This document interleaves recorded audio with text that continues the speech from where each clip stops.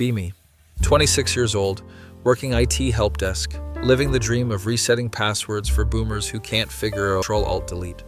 Been dating this girl Rachel for about 8 months now. She's cute, kind of nerdy, works at a bookstore, always smells like coffee and old paper. Relationship is going pretty well, no major red flags, we vibe. One morning she texts me before work. Had the weirdest dream about you last night. Cool, ask her what happened. You were fighting a dragon made of spaghetti, and you kept yelling about tax returns. Laugh it off. Brains are weird, dreams are weirder.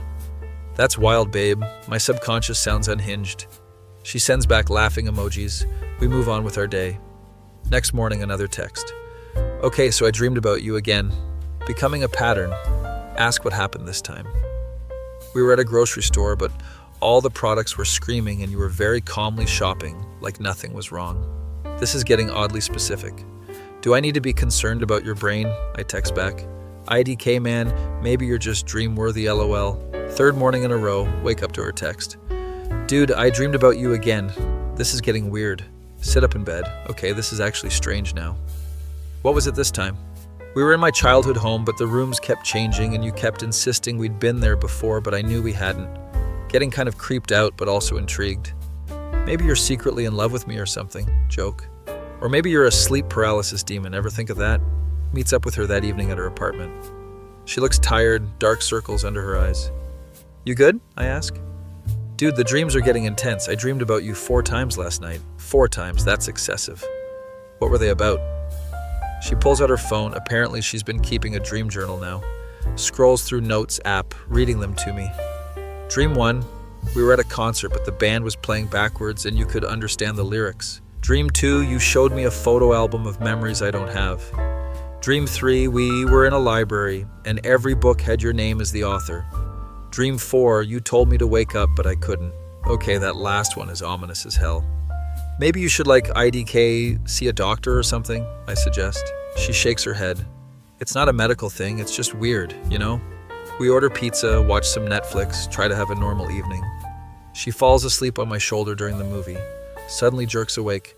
You were in my dream just now.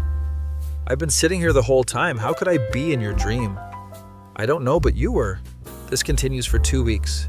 Every single night she dreams about me multiple times. The dreams are getting progressively stranger and more specific. She dreamed we were in a room with no doors, and I knew the way out. She dreamed I told her none of this was real. She dreamed I was made of static and television snow. Start researching this online like any good millennial. Find a Reddit thread about recurring dreams about specific people. Top comment says, bro, she's either madly in love with you or you're a tulpa she accidentally created. Tulpa? What the hell is a tulpa? Go down a rabbit hole about thought forms and Tibetan mysticism. Close laptop, this is too weird. Rachel calls me at 3 a.m. one night. Answer groggily. Hello. I need to tell you something and I need you to not think I'm crazy. Already think she might be a little crazy, but okay. In my dream tonight, you told me that you're not real. What do you mean I'm not real? I'm literally on the phone with you right now. That's what dream you said I would say? Sit up in bed, now I'm actually concerned. Rachel, you need to get some sleep. Real sleep. Maybe take some melatonin or something.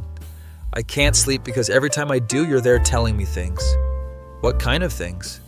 That I need to wake you up, that you're trapped, that nothing here is real. She's crying now, full breakdown. I'm coming over, tell her. Drive to her place at 3:30 in the morning. She's sitting on her couch, wrapped in a blanket, looking haunted. Sit down next to her, put my arm around her. Look, I don't know what's happening, but we'll figure it out. She looks at me with red eyes. What if you're right, though? Right about what? What if you're not real? What if I made you up? Laugh nervously. I'm pretty sure I'm real. I pay taxes and everything. But how do I know? She insists. Pinch myself. See? Pain. Very real. She doesn't look convinced. We sit there until sunrise. She eventually falls asleep and mercifully doesn't dream about me. Next few days are tense. She's avoiding sleeping, drinking massive amounts of coffee. I'm worried about her, but also starting to feel weird about the whole thing. What if I am some kind of thought form she created? No, that's stupid. I have memories, a childhood, a social security number. But then again, how do I know those are real? Meet up with my buddy Chris at a bar. Tell him everything that's been happening. He listens, drinks his beer, finally speaks. Dude, what if she's the one who's not real? Hadn't considered that. Brain immediately short circuits. Elaborate, demand. Like, what if you're creating her and she's becoming aware of it? Very Westworld. That doesn't make sense. She existed before I met her. Did she, though? He asks, all philosophical. Yes, Chris, she has a job and an apartment and a family. Have you met her family? Actually, no, haven't met them yet. They live across the country. That proves nothing, insist. He shrugs. I'm just saying, man, reality is weird. Go home that night. Can't stop thinking about it. Look around my apartment. Everything seems normal. Check my phone, scroll through photos with Rachel. We look happy, normal, real. Notice something odd, though. In every single photo, there's no one else in the background. Not a single random person, no photobombers, nothing. Check more photos, same thing. Pictures at restaurants, empty except for us. Pictures at parks, completely deserted. Pictures at her bookstore, no customers ever visible. Heart starts racing. This is probably just coincidence. We probably just take photos when places are empty. That's normal, right? Text Rachel. Hey, do you notice anything weird about our photos together? She responds immediately. Funny you mention that. I was just looking at them. They're all empty, she texts. Everywhere we go is empty. Video call her right away. She answers, looks even more exhausted. Okay, so I'm not the only one who noticed, start. No, and there's more, she says. I tried to call my mom today and the number didn't work. What do you mean didn't work? It just rang forever, no voicemail, nothing. So I tried my dad, same thing, tried my sister, same thing. This is getting too weird. I'm sure there's an explanation. I went to work today, she continues, and there were no customers. Not a single person came in for 8 hours. Maybe it was just a slow day? On a Saturday, in a bookstore downtown? There's always people. She's right, that is weird. And get this, I tried to leave work early and my manager wasn't there. No one was there except me. We decide to meet up at this 24-hour diner we like. Drive there, notice the streets are oddly empty for 9 p.m. on a Saturday. Where is everyone? Is there a game on or something? Get to the diner. Rachel's car is the only other one in the lot. Inside the diner, completely empty except for one waitress. Rachel is sitting in our usual booth. Sit down across from her. We just stare at each other. This is really happening, isn't it? She says quietly. I don't know what's happening. Waitress comes over, ask her where everyone is. She looks confused. Everyone? Like other customers, other staff? It's just me tonight, honey. Can I get you something? Order coffee, waitress walks away. Rachel leans forward. I had another dream. Of course you did. You told me that we need to wake up. Wake up from what? You said you'd know when the time came. This is like a bad creepypasta. Drink my coffee, tastes normal enough. Look around the diner. Everything seems real. Booths are worn, floor is slightly sticky, music playing overhead, but something feels off. Can't quite place it. The waitress is standing by the counter, completely still, staring at nothing. Hey, nudge Rachel, look at the waitress. We both watch her. She doesn't move, doesn't blink, just stands there. Okay, that's creepy, Rachel whispers. Get up to use the bathroom, need a minute to think. Walk down the hall, push open the bathroom door. It's not a bathroom, it's just a blank wall. Back up. There was definitely a door there. Try again. Door opens to blank wall. Walk back to the booth. The bathroom is a wall. What? Rachel looks confused. The bathroom. It's just a wall. There's nothing. There. She gets up to check. Comes back pale. You're right. There's nothing there. We need to leave. This is too weird. Stand up to go. Waitress finally moves. Leaving so soon? Yeah, we should get going. But you haven't finished your coffee. Look down. Cups are full despite drinking from them. Rachel sees it too. Grabs my hand. We need to go now. Practically run out of the diner. Get to parking lot. Our cars are gone. Where the hell are our cars? Rachel is panicking. Look around. Parking lot is empty. Street is empty. Everything is silent. No traffic sounds, no wind, no ambient city noise. Just silence. Okay, so I'm either having a psychotic break or we're in a dream. Say out loud. If we're in a dream, whose dream is it? Rachel asks. Good question. Whose dream is it? In your dreams, I tell you things. Maybe this is my dream. Then wake up. I don't know how. Start walking. Need to get away from the diner. Street seems to stretch on forever. Buildings look normal, but all the windows are dark. Try door after door. Everything is locked. Rachel is crying again. This isn't happening. This isn't real. Maybe that's the point. Suddenly there's someone else on the street. Old, homeless-looking guy, long gray beard, tattered coat. He's sitting on a bench that definitely wasn't there before. We approach carefully. "You kids look lost," he says. "We're trying to figure out what's happening," Rachel explains. Old guy chuckles. "What's happening is you're finally noticing." "Noticing what?" "That none of this is real, that you've been asleep." Ask him who he is. "Names don't matter here, but you can call me Morpheus if it helps." "Like from the Matrix?" Rachel asks. "Sure, kid. Like from the Matrix. Speaking of which, you're Neo," points at me. "You're the one who's dreaming all of this." "That doesn't make sense. She's been dreaming about me." Budget Morpheus shakes his head. "No, son. She's been trying to wake you up from inside your own dream." That's not possible. And yet here we are, in a diner with no bathroom and streets with no cars. Rachel squeezes my hand. Maybe he's right. No, I have memories. I have a life." "Do you, though?" Morpheus asks. "Think about it really hard. What's your earliest memory? Try to think back. Childhood, school, family, but it's all fuzzy, like trying to remember someone else's story." "I remember being a kid. What did you have for breakfast on your 10th birthday? Can't remember. That's normal, though, right?" "What was your first pet's name?" Can't remember that either. "Where did you go to high school?" The name is on the tip of my tongue, but it won't come. This is just normal forgetting. Everyone forgets things. "Sure," Morpheus agrees. "But can you remember anything specific? Any real detailed memory?" "Try harder. Think about college, first job, moving into my apartment. It's all there, but it's vague, like a movie I watched once. No specific details, no texture to the memories. Sit down on the bench, head in hands." "So what? I'm in a coma or something?" "Something like that," Morpheus says. "And Rachel?" "She's a projection, part of your mind trying to wake you up." Look at Rachel. She's crying. "I feel real," she says. "You are real, just not in the way you think." "So how do I wake up?" asked Morpheus. "You have to want to, really want to." "I do want to." "Do you, though? This dream is safe, comfortable, predictable." He's right. It is. There's no real danger here, no real stakes. What's out there in the real world? Can't tell you that. You have to find out yourself. Rachel sits next to me. "If I'm not real, then what happens to me when you wake up?" "I don't know." "Will I just stop existing?" "I don't know." She takes my hand. "Then maybe you shouldn't wake up." "That's the fear talking," Morpheus interjects. "The real world is harder, messier, more painful, but it's real." "And real is better than comfortable?" "Real is true, and truth matters. Stand up, pace back and forth. Everything I know, everything I think I am, might be a dream.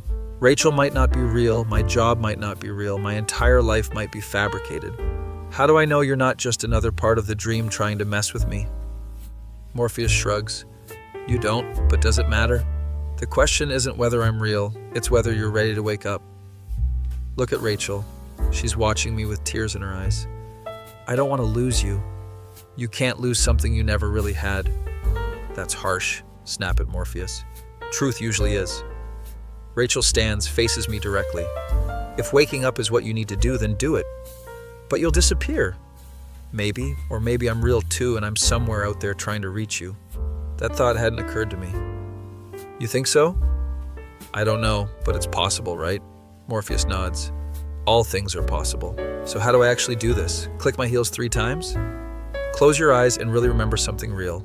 Close eyes, try to think of something concrete. Push past the vague memories, dig deeper. There's something there, something solid. A feeling of cold water, swimming in a lake, summer afternoon. Voices, real voices, laughing. Someone calling my name. The memory gets stronger, more detailed. I'm 12 years old, at a lake with my family. My sister is there, she's splashing me. We're fighting over a pool noodle. Dad is grilling burgers, Mom is reading a book under an umbrella. This memory feels real, textured, specific. I can smell the sunscreen, feel the sun on my skin. Open eyes, still in the empty street with Rachel and Morpheus. "Good," Morpheus says. "You're starting to remember." "What else do you remember?" Think harder. More memories surface. Real ones with weight and detail. Breaking my arm in 3rd grade, the pain, the cast, everyone signing it. First kiss behind the school, awkward and nervous. Grandmother's funeral. The grief, the reality of loss. These feel different than those other memories. That's because they're real. Rachel is watching me sadly. You're gonna leave, aren't you? I think I have to. She nods. I understand. Pull her into a hug. She feels solid and warm. If you're real, if you're out there somewhere, I'll find you. She laughs through tears. That's very romantic. I mean it. I know. We stand there holding each other in the empty street. Morpheus clears his throat. Touching, but we need to move this along. Let go of Rachel, turn to Morpheus. So what do I do? You wake up? It's simple, really. Just decide to. That's it? That's it. The hard part was realizing you needed to. Take a deep breath. Look around one last time. Empty street, dark building, silent world. This is a dream, has been the whole time. Will it hurt? Waking up? Maybe, probably, depends on what you're waking up to. Reassuring. Thanks, Budget Morpheus. Rachel takes my hand one more time. See you on the other side? I hope so. She kisses me, soft and sad and final. Close eyes again. Focus on the real memories. The lake, the broken arm, the grandmother's funeral. Add to them. Build on them. Make them stronger. Feel the dream starting to dissolve around me. Hear Rachel's voice, distant now. Wake up. Hear Morpheus. That's it. Let go. The world is falling away, crumbling like sand. Falling or rising, can't tell which. Sensation of movement, of change. Everything is white, then everything is dark. Sounds filter in, beeping. Voices, real voices. Smell of antiseptic and floor cleaner. Hospital. I'm in a hospital. Eyes won't open yet, too heavy. Someone's holding my hand, speaking. Come on, buddy. You can do it. Wake up. Recognize the voice. It's my sister. Force my eyes open. Everything is blurry. Bright lights, white ceiling, hospital room. Sister's face comes into focus. She's crying. Oh, thank God you're awake. Try to speak. Throat is dry, voice is raspy. What happened? Car accident. You've been in a coma for 3 months. 3 months. Holy shit. Nurse comes in, checks vitals, asks questions. What's my name? Where am I? What year is it? Answer everything correctly, apparently. Doctor comes in, does more tests, seems pleased. You're very lucky, he says. Don't feel lucky. Feel confused and disoriented. Sister stays with me, fills me in on everything. I was driving home from work, drunk driver, ran a red light. I've been unconscious this whole time. Family has been taking turns staying with me.